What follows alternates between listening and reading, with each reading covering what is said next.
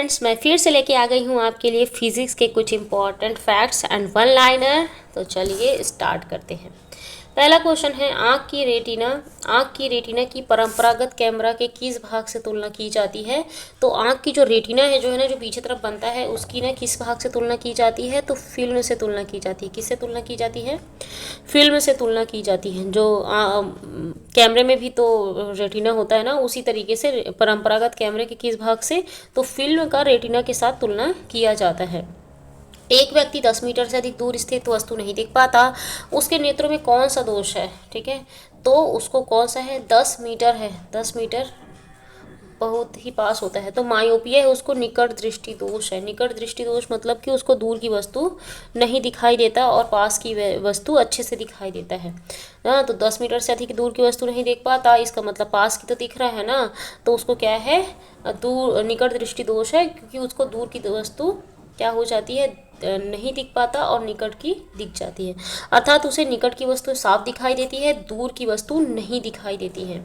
एक व्यक्ति को 750 सेंटीमीटर दूर का नहीं दिखता, जबकि दूर की वस्तु देख सकता है। ठीक है, 750 सेंटीमीटर तक का नहीं दिख सकता, बल्कि दूर की वस्तु देख सकता है।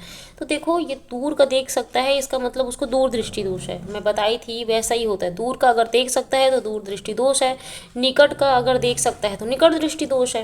तो दूर दृष्टि दोष है इस कंडीशन में। और हाइपरमेट्रोपिया बोलते हैं दूर दृष्टि दोष को, हाइपरमेट्रोपिया, अर्थात उसे दूर की वस्तु साफ दिखाई देती है लेकिन निकट की नहीं देती। इंग्लिश नाम भी याद रखिएगा, ठीक है। इसको ना मायोपिया कहा जाता है और इसको ना हाइपरमेट्रोपिया कहा जाता है। ओके। दूर दृष्टि दोष होने पर प्रतिबिंब कहाँ बनता है, अर्थात प्रतिबिंब बनाने वाली किरणें कहाँ मिलती हैं? तो रेटिना के पीछे मिलती है। दूर दृष्टि दोष में, दूर दृष्टि दोष मतलब कि उसको दूर की वस्तु नहीं दिखते, तो वो रेटिना के पीछे बनने लग जाता है, इसलिए उसको दूर की वस्तु क्या होती है? नहीं दिखती है। ठीक है। आँख की रेटिना पर बना प्रतिबिंब कैसा होता है? तो वास्तविक और उल्टा होता है। कैसा होता है? वास्तविक होता है और उल्टा होता है, क्योंकि कभी भी कोई चीज़ वास्तविक बनता है तो उल्टा बनता है, मैंने प्रीवियस क्लास में आपको बताया है। परंतु मस्तिष्क इसे सीधा करके देखता है। कैसे देखता है? इसको सीधा करके देखता है मस्तिष्क। ये बनता तो उल्टा है, वास्तविक और उल्टा, लेकिन मस्तिष्क इसके सीधा करके देखता है। फोटोग्राफी में फिल्म पर किस यौगिक का प्रयोग किया जाता है? तो सिल्वर ब्रोमाइड का किया जाता है। ये सब बहुत इंपॉर्टेंट होते हैं। Silver bromide, silver iodide, iodide तो उसमें लगता है, कृत्रिम वर्षा में यूज़ होता है। ठीक है, तो फोटोग्राफी में फिल्म पर ना किस यौगिक का प्रयोग किया जाता है? तो सिल्वर ब्रोमाइड का यूज़ किया जाता है। फोटोग्राफ में प्रयुक्त हाइपो का रासायनिक नाम क्या है? तो सोडियम थायोसल्फेट नाम है। हाइपोविलियन होता है ना, उसको सोडियम थायोसल्फेट बोलते हैं। क्या बोलते हैं? सोडियम थायोसल्फेट बोलते हैं हाइपोविलियन को। समानता आँख की दृष्टि का विस्तार सीमा कितनी होती है? तो मैंने बोला था, कल ही बताया था, 25 सेंटीमीटर तक देख सकता है। अच्छे स्पष्ट दूरी की न्यूनतम दूरी 25 सेंटीमीटर होती है। तो 25 सेंटीमीटर से ना कोई पर्सन अनंत तक ना अच्छे से देख सकता है। ठीक है। आँख की रेटिना निर्मित प्रतिबिंब उद्दीपक स्टिमुलस हटाने के बाद कितने समय तक बना रहता है?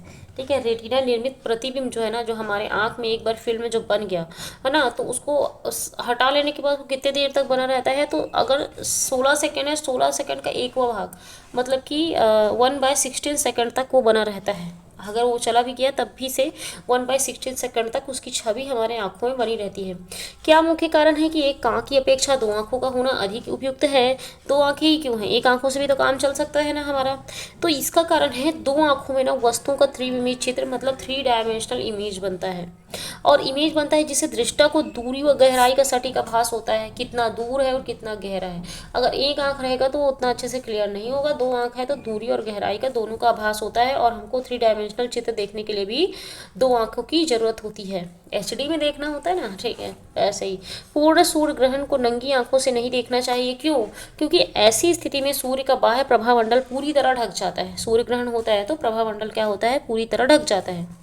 और ढक जाता है प्रभामंडल मतलब ऊपर वाले पार्ट, और सूर्य को नंगी आंखों से स्पष्टता देखना संभव हो पाता है। पहले आप नॉर्मल, अगर आप दोपहर में निकल के देखो सूर्य को, आप क्या ऐसी देख पाओगी? नहीं देख पाओगी, आपको दिक्कत होगी। ठीक है, लेकिन जब ढक जाता है ना उसका प्रभामंडल, तो उसको आप अच्छे से देख सकते हो। लेकिन क्या होता है, परंतु आंखें ना पूरी तरह खुली होने के कारण, क्योंकि हमने पूरी खुली आंखों से देखते हैं, इस दौरान सूर्य से निकलने वाली ना उच्च तरंग दैर्ध्य पराबैंगनी किरणें आंखों में प्रवेश कर अपरिवर्तनीय क्षति पहुंचा सकती है। ठीक है, मतलब जो क्षति को हम ठीक भी नहीं कर सकते ऐसी क्षति पहुंचा सकती है, इसलिए कि ना दिन के टाइम में ना रात के टाइम में खुली आंखों से सूरज को नहीं देखना चाहिए, हल्की आंखों से देख ले तो ठीक है। ठीक है, तो इस तरीके से क्षति पहुंचा सकती है पराबैंगनी किरणें। दूरदृष्टि दोष निवारण हेतु कौन सा लेंस प्रयुक्त करते हैं, तो मैंने आपको बताया था दूर, उत्तल, दूर भी छोटा है, उत्तल भी छोटा है, निकट क्या है, निकट भी क्या है, निकट बड़ा है, और अवतल लेंस भी बड़ा है। तो इस तरीके से याद रखेंगे। और उत्तल लेंस को अभिसारी लेंस बोलते हैं, बड़ा करने का काम करता है, और अवतल लेंस अपसारी होता है। दूर दृष्टि दोष निवारण हेतु कौन सा लेंस प्रयुक्त करते हैं, तो उत्तल, और निकट दृष्टि दोष के निवारण हेतु कौन सा लेंस प्रयुक्त करते हैं, तो अवतल। नेक्स्ट क्वेश्चन है, क्या झूला झूलते लड़के के बगल में एक और लड़का आकर बैठ जाए। ठीक है, तुम्हारा दोस्त बगल में आके बैठ गया तो अब क्या होगा, वो क्या स्पीड हो जाएगा, क्या वो स्लो हो जाएगा, वो कैसा होगा। तो देखो यहाँ पे फॉर्मूला है और ये फॉर्मूला को आपको याद रखना बहुत जरूरी है। तो टाइम पीरियड जो है ना वो 2π√L/g, लेंथ अपॉन जी। ठीक है, ग्रेविटी।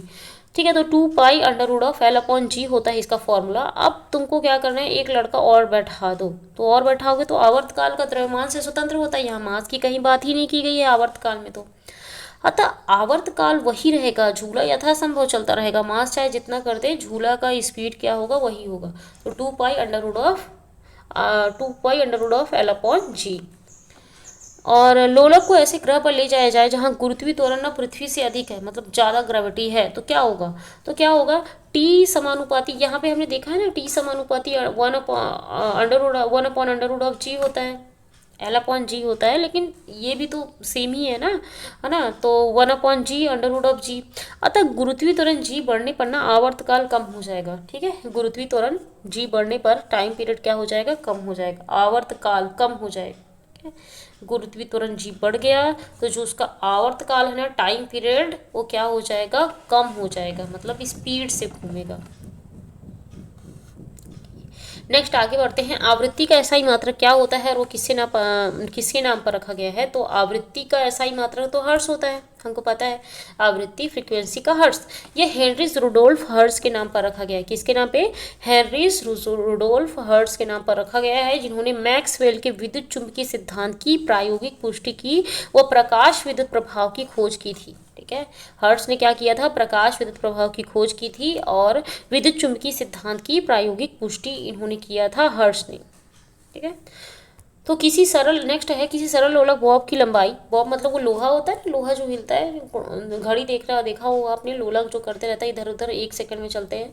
तो किसी सरल लोलक की बॉब की लंबाई ना 4% बढ़ा दी जाए, 4% लंबाई बढ़ा दी जाए, तो आवर्तकाल, टाइम पीरियड जो है ना, टाइम पीरियड पर क्या प्रभाव पड़ेगा, तो टाइम पीरियड ना 2% बढ़ जाएगा, क्योंकि लंबाई पे निर्भर करता है। अगर लंबा ज़्यादा होगा तो ज़्यादा समय लेगा। ठीक है, लंबा ज़्यादा होगा तो ज़्यादा समय लेगा, तो अगर लंबाई तुम 4% बढ़ा दोगे ना, तो आवर्तकाल ना 2% बढ़ जाएगा। ठीक है, आधा बढ़ता है, क्योंकि फॉर्मूला ही है टाइम पीरियड आवर्तकाल = 2π√L/g, है ना। तो उसकी लंबाई को तुमने 4% बढ़ा दिया, तो उसका जो आवर्तकाल क्या हो जाएगा, 2% बढ़ जाएगा। ठीक है, किसी घड़ी के लोलक की लंबाई बढ़ाए जाने का क्या प्रभाव होगा, लोलक की लंबाई बढ़ा दी गई तो उसका आवर्तकाल टाइम ज़्यादा लगेगा ना, लंबाई अगर बढ़ा दिया जाए, ऐसे घूम रहा है कोई चीज़ और उसकी लंबी कर दी जाए तो उसको ज़्यादा समय लगेगा, तो घड़ी ना सुस्त हो जाएगी, मतलब स्लो चलेगा। यदि कोई लड़की झूला झूलते खड़ी हो जाए तो उसके आवर्तकाल पर क्या प्रभाव पड़ेगा, तो वो लंबा हो गया, मतलब लंबी हो गई ना, पहले छोटी थी तो लंबी हो गई, झूला झूलते समय खड़ी हो गई तो।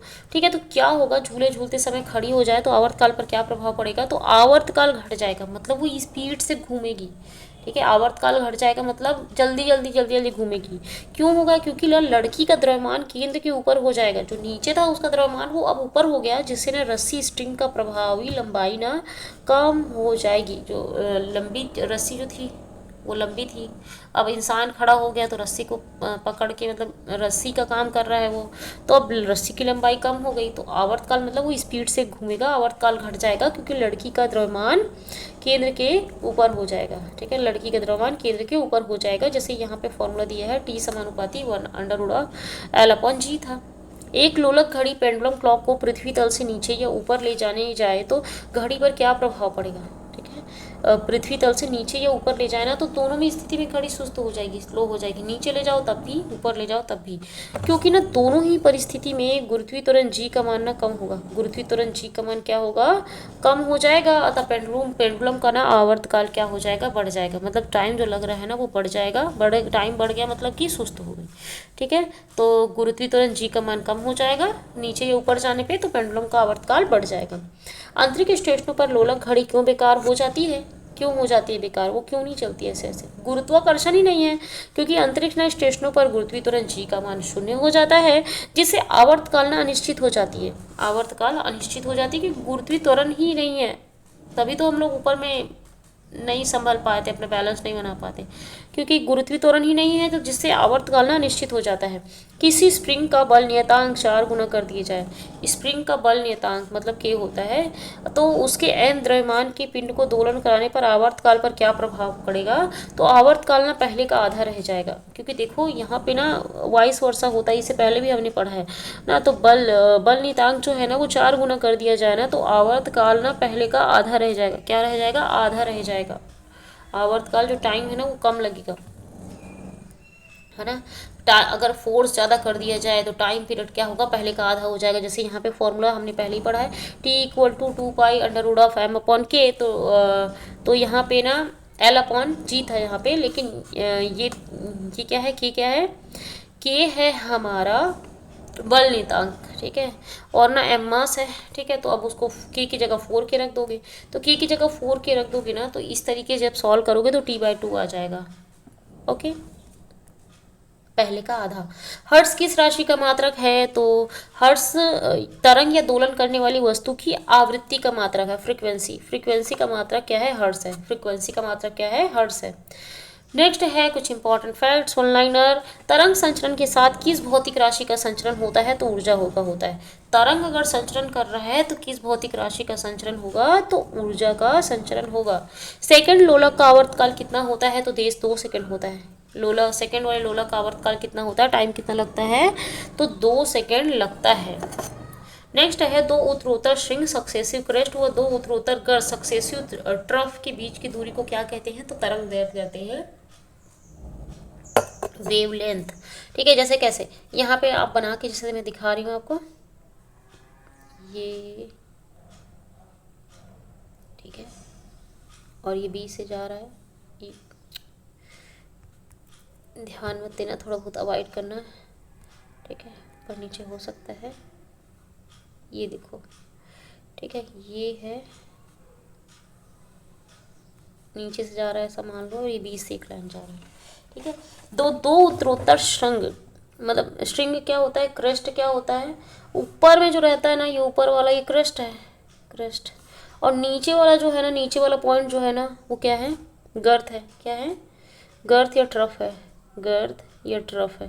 ठीक है, तो दो उत्तरोत्तर गर्त ट्रफ के बीच की दूरी को क्या कहते हैं, तरंग दैर्घ्य कहते हैं। क्या बोलते हैं, तरंग दैर्घ्य। इनके और इनके बीच की दूरी ना, ट्रफ और गर्त या फिर श्रृंग और गर्त के बीच की दूरी ना क्या कहलाती है, तरंग दैर्घ्य कहलाती है। क्रेस्ट और ट्रफ के बीच की दूरी को क्या बोलते हैं, तरंग दैर्घ्य बोलते हैं। ओके, एक स्प्रिंग से एक भार लटकाकर थोड़ा नीचे खींचकर छोड़ दिया जाए तो स्प्रिंग में कौन सी तरंग उत्पन्न होगी, तो लटकाए गए पिंड की गति कैसी होगी, तो सरल आवर्त गति करेगा वो।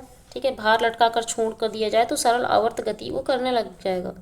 अब उसकी गति तो सरल आवर्त गति हो जाएगी, और कौन सा तरंग उसमें उत्पन्न होगा, तो अनुदैर्ध्य तरंग उत्पन्न होगा। कौन सा तरंग, अनुदैर्ध्य तरंग। ये सब चीज़ याद रखना जरूरी है, इंपॉर्टेंट है, क्वेश्चन पेपर में आते हैं।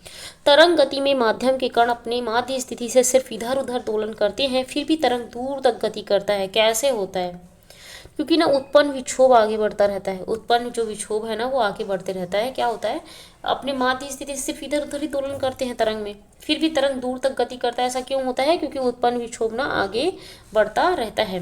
वायु गैस में संचारित ध्वनि तरंगों की प्रकृति कैसी होती है, तो अनुदैर्ध्य तरंग की होती है। ध्वनि तरंग कैसे होते हैं, अनुदैर्ध्य होते हैं। और जो प्रकाश है ना, प्रकाश प्रस्थ ऐसे करके याद रखिएगा, तो अनुप्रस्थ तरंग होता है प्रकाश। और ना ध्वनि तरंगों की प्रकृति कैसी होती है, अनुदैर्ध्य। किस प्रकार के तरंगों का संचरण सभी माध्यमों में हो सकता है? तो अनुदैर्ध्य तरंगों का। कौन से तरंगों का? अनुदैर्ध्य तरंगों का ना जो संचरण ना सभी माध्यमों में हो सकता है। अनुप्रस्थ ट्रांसफर तरंगों के माध्यम से कणों का कंपन कैसे होता है? अनुप्रस्थ में तरंग की दिशा के लंबवत होता है। तरंग की दिशा के लंबवत होता है अनुप्रस्थ में। और अनुदैर्ध्य में तरंगों के माध्यम के कणों का तरंग कंपन कैसा होता है? तो तरंग की दिशा में होता है। अनुदैर्ध्य में तरंग की दिशा में होता है और अनुप्रस्थ में तरंग की दिशा के लंबवत होता है। निकटतम दो संपीड़न या निकटतम दो विरलन के बीच की दूरी को क्या कहते हैं? ये संपीड़न विरलन, ये जो स्ट्रिंग और गर्त है ना, उसके बीच की निकटतम दो संपीड़न और निकटतम दो विरलन के बीच की दूरी को क्या कहते हैं? तो तरंग दैर्ध्य कहते हैं। क्या बोलते हैं? तरंग दैर्ध्य कहते हैं। ऊपर वाला क्या था? क्रेस्ट था। नीचे वाला क्या था? ट्रफ था। ठीक है, श्रृंग और गर्त। तरंग दैर्ध्य क्या है? वह दूरी जिसका जितना एक कंपन या दोलन में विक्षोभ आगे बढ़ता है उसी को क्या बोलते हैं? तरंग दैर्ध्य कहते हैं। वह दूरी जितना एक कंपन या दोलन में ना विक्षोभ आगे बढ़ता जाता है उसी को तरंग दैर्ध्य कहते हैं। तरंग की चाल स्पीड कैसे ज्ञात करते हैं? तो तरंग की चाल ना क्या होता है? आवृत्ति अपॉन तरंग दैर्ध्य। क्या होता है? आवृत्ति एन अपॉन तरंग दैर्ध्य होता है। तरंग की चाल मतलब v से प्रेजेंट करते हैं। आवृत्ति एन इंटू तरंग दैर्ध्य होता है। तरंग दैर्ध्य को लैम्डा से प्रदर्शित करते हैं और आवृत्ति को एन से प्रदर्शित करते हैं। यही हो जाता है तरंग की चाल। तरंग दैर्ध्य आवर्तकाल की सहायता से होता है। रस्सी के सिरों को पकड़कर हाथ से धीरे धीरे झटका देने पर कैसी तरंग उत्पन्न होती है? तो रस्सी में ना अनुप्रस्थ होती है। कौन सी होती है? अनुप्रस्थ तरंग उत्पन्न होती है रस्सी में। शांत तालाब में पत्थर मारने पर किस प्रकार की तरंग उत्पन्न होती है? तो अनुप्रस्थ तरंग उत्पन्न होती है। कौन सी तरंग? तालाब में अनुप्रस्थ तरंग और रस्सी में अनुप्रस्थ तरंग। ये लंबवत होती है और वो क्या होती है? नॉर्मल होती है। उक्त प्रश्न में उत्पन्न तरंग में ऊर्ध्वाधर दिशा में गतिमान कोई कण किस तरह की गति करता है? ठीक है, ऊर्ध्वाधर दिशा में गतिमान कोई कण किस तरह की गति करता है? तो सरल आवर्त गति करता है। कैसी गति करता है? सरल आवर्त गति करता है। यहीं पे हमारा आज का टॉपिक होता है समाप्त। Thank you so much.